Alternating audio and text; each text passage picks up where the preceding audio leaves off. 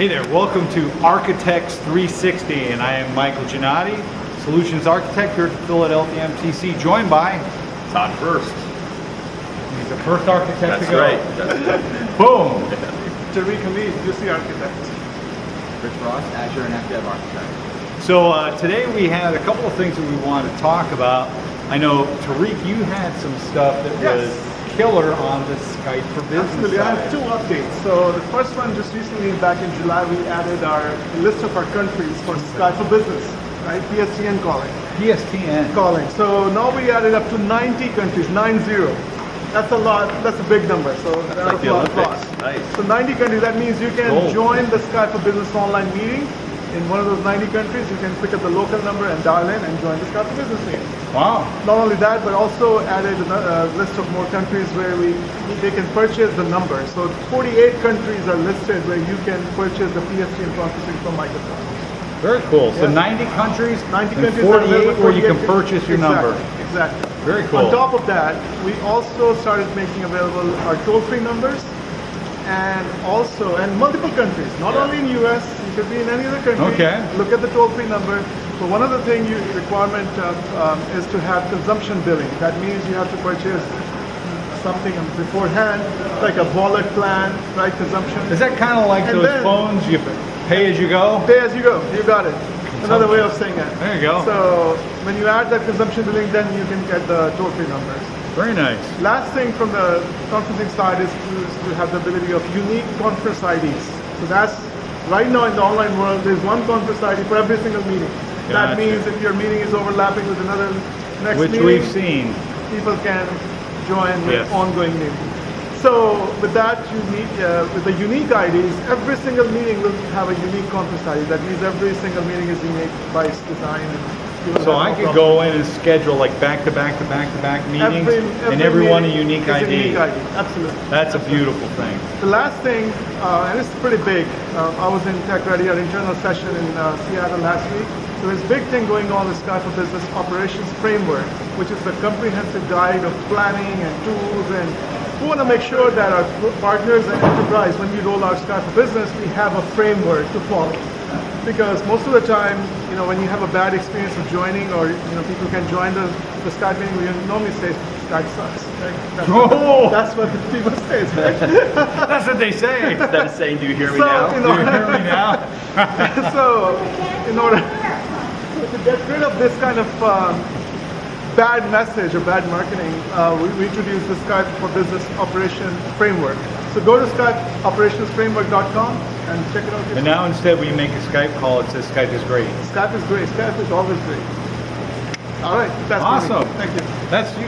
Who's next? Who else has I'll something? go. You got something Because to I know go. Rich has something to say. All right. Rich is like chomping But I want to keep him on the edge. on the edge. There we go. Jumps in. So we released and announced so many things recently. Windows 10 Anniversary Edition shipped. So everyone should be upgraded to that. Are you guys upgraded to that? I am. Okay. With your ad blocker and all the With things? ad blocker, which rocks in Edge, yes. Thank you. So that's good. So that's good stuff for enterprises. They really need to start looking at that, because now we have Windows Information Protection, which used to be called EDP, or Enterprise Data Protection. Bottom line is you're protecting your data, and also you got to look at the thing called Credential Guard, which was in the previous builds, which keeps your entire network from getting hacked. So you got to have that. So that's one thing. Which is big because we've seen some Yeah, I mean, we've seen organizations. They hack my machine, then they can grab the hash, get onto your machine, go. Go. So it stops all of that. Okay, so you got to do that. And then It used to be called EDP and it's called well, what now? no, that's called Credential Guard. Credential Guard. Yeah, Windows Information Protection is the nice phrase of, hey, I can separate my personal and corporate data on this device, Nice. just like a phone. Okay, And cool. do a lot more with that. So we can do more sessions just on that alone. So start testing that, learning about it. Because that product got released, the other products kind of related directly, indirectly to that. System Center is technically in a RTM state, Yep. but it's not released. Okay, so even we don't have access to it. And same thing with Windows Server. So those will be officially generally released a little later. Okay. Stay tuned. but it's very exciting. And all of those have tons of security features. Same thing in Windows Server. There's something called shielded VMs, which if you had someone, let's say, who was a malicious admin and said, oh, there's a domain controller, or a hacker, either way, and said, I would like to take a snapshot of that, and I'll go and do an offline attack on that domain controller, and no one can detect any of this. We're actually the only vendor that's used in enterprises, I think, that has that capability to stop that as well. So that's an unbelievable capability. And then the last thing is around just general security. Again, we had a customer in last week who's really eye-opening. They had a lot of security challenges, ransomware. Everyone has that on their list, doesn't matter what size. But their approach was they had to be very tactical, and they're kind of looking at little point solutions one at a time. And I just recommend talk to us. I don't really recommend that approach.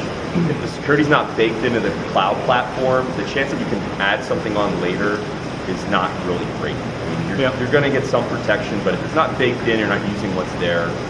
I think you just have to lower your expectations. So all of our capabilities, Office 365, Azure, everything on-prem has the security baked in now, like it's never been before. So, Todd, I have a question. Please talk from the audience. How big is our anniversary update? How big is it? It's the biggest one ever.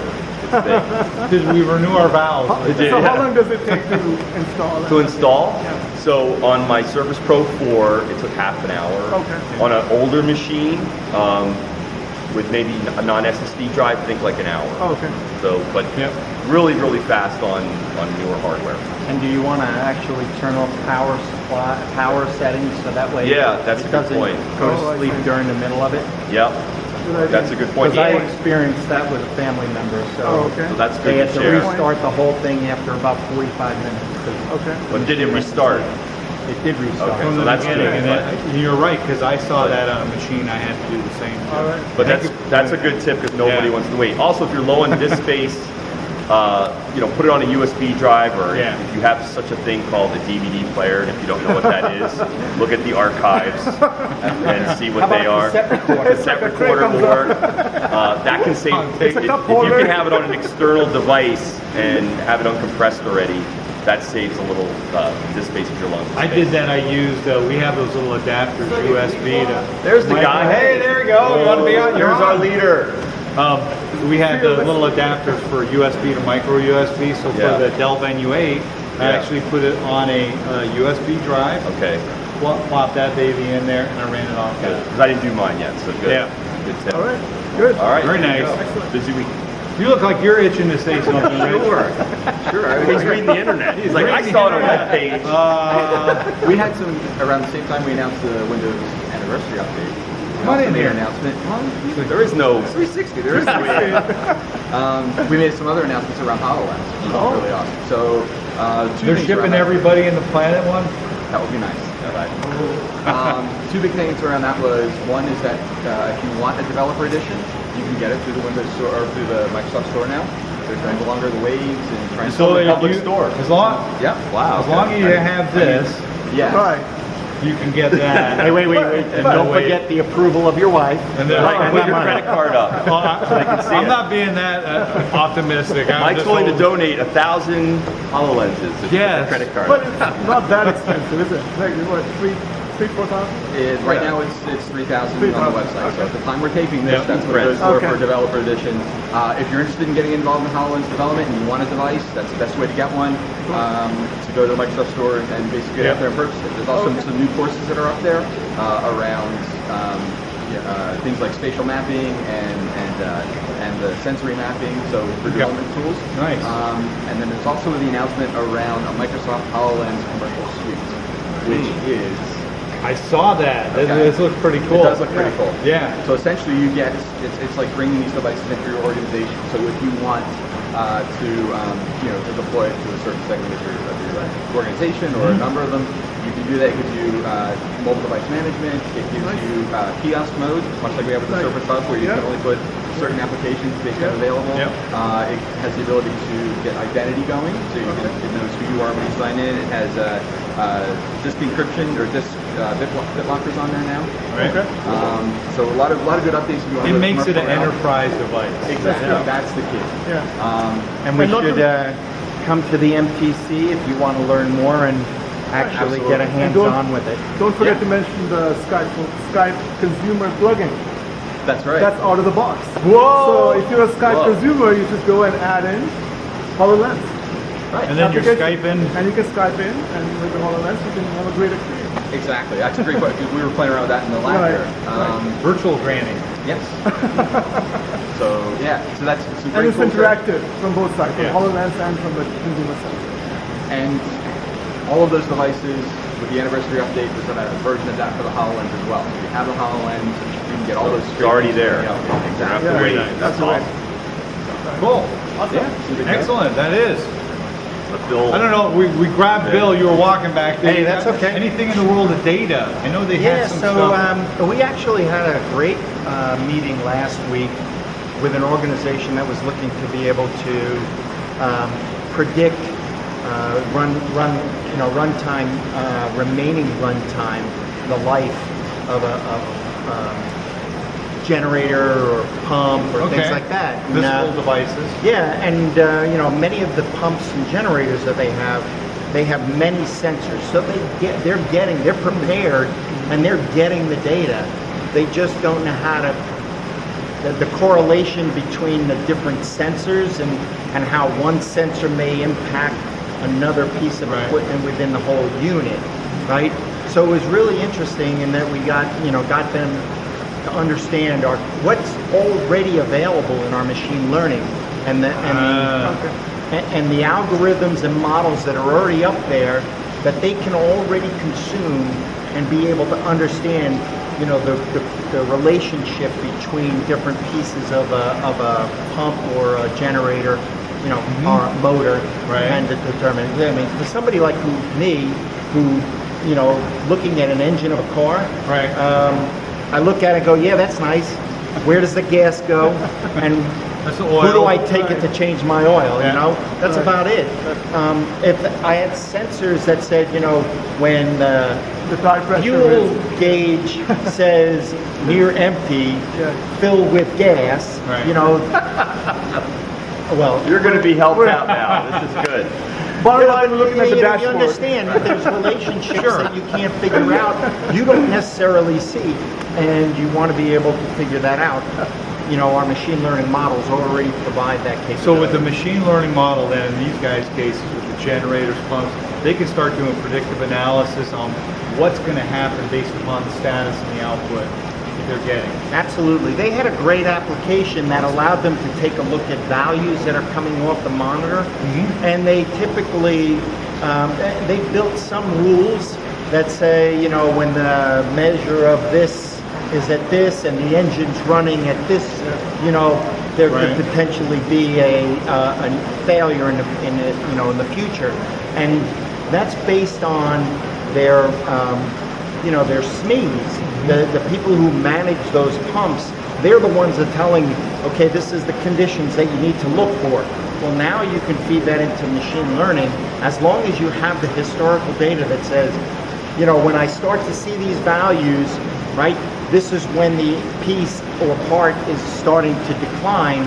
I can actually start to predict how much running time units that I have left, whether it's in minutes or hours, depending on how you predict that. But it's Cool. very Very interesting, cool. and I think it was enlightening for both sides because we learned a lot from it. Rich and I did this, and Awesome. now we're going to be doing a proof of concept with them. Oh, so it's great. That's nice. Very cool. Awesome. Yeah. Looks So like anything It's always else? exciting anybody? to Like a learn new nice stuff. lead to put in the internal Yeah, it's a lead. database. Put into our CRM. Absolutely. Already got it. Excellent. Anything else from anybody? I guess that's it. So thank you for tuning in to our Architects 360. As always, you can be watching this via the phone. You can check us out on video. We have an app for the phone. We are on YouTube with this. We're also, again, with the video app, you can watch us on the Windows phone? Oculus. The what? The Windows Working phone. on it. What's that? So there is a video is available for Oculus and for Vive By the way, this is a Windows. and YouTube. It's And great. Tariq, actually, You and I are It's great. still dedicated So, And if you have a but, HoloLens, and if you have a HoloLens, you can also you can consume use the HoloTube app. HoloTube. 360 video will display natively in that app. Yeah. HoloTube. Yes. Oh, Yeah. That's awesome. So there we go. So thanks for tuning in to Architects 360. With that, this is Mike. Bill. Tariq.